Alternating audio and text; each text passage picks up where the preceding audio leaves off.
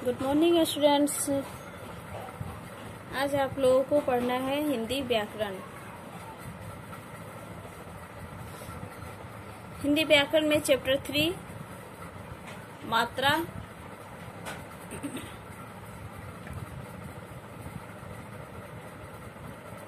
आज आप लोगों को बताएंगे मात्रा क्या है।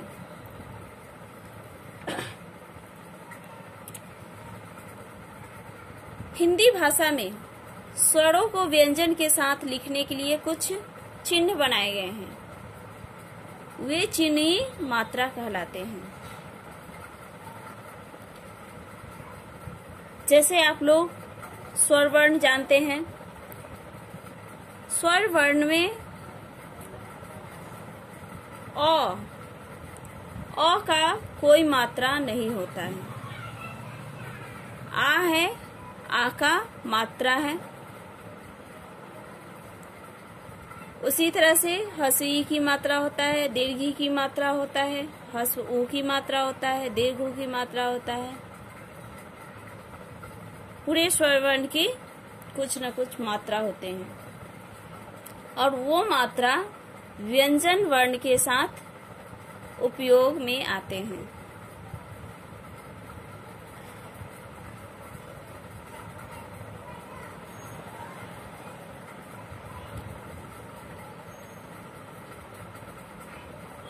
व्यंजन वर्ण जैसे यहाँ ह है।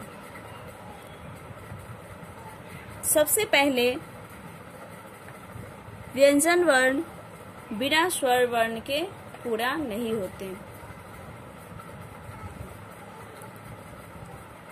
स्वर वर्ण में अ की कोई मात्रा नहीं होता, लेकिन जब हम व्यंजन वर्ण लिखते हैं तो हमें उसमें अ की जरूरत होती है, क्योंकि जब तक व्यंजन वर्ण में अ नहीं लगाएंगे तब तक हमारा व्यंजन सही नहीं होगा। जैसे बोलते हैं ह, तो ह बोलते समय हमें स्वर वर्ण की सहायता लेनी पड़ती है और तब हमारा व्यंजन वर्ण तैयार होता है ह।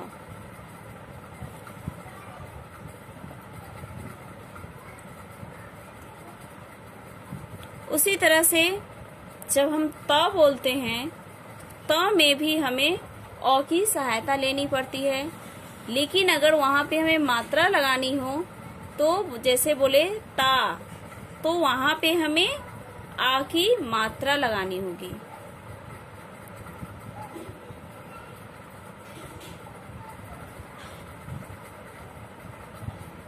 तो आप लोग मात्रा समझ गए।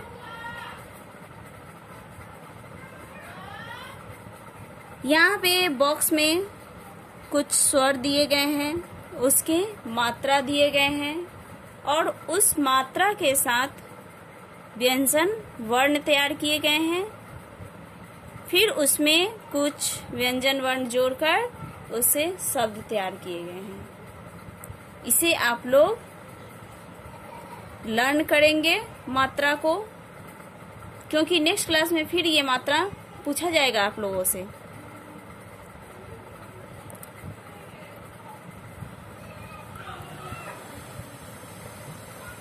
तो मात्रा किसे कहते हैं? व्यंजन के साथ स्वर को मिलाने के लिए जो चिन्ह जोड़ा जाता है उसे मात्रा कहते हैं।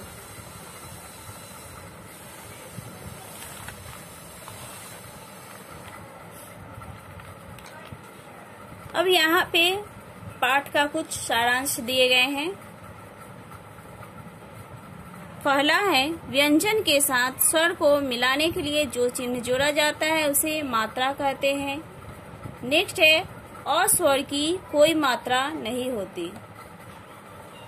नेक्स्ट है आप लोगों को र के साथ हस्व ऊ तथा दीर्घ ऊ की मात्रा नीचे न लगाकर बीच में लगाते हैं।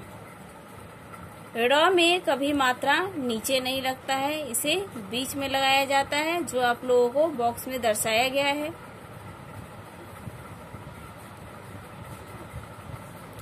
इसे आप लोग लर्न एंड राइट करेंगे। नेक्स्ट क्लास में आप लोगों को चैप्टर 3 का क्वेश्चन आंसर कराया जाएगा।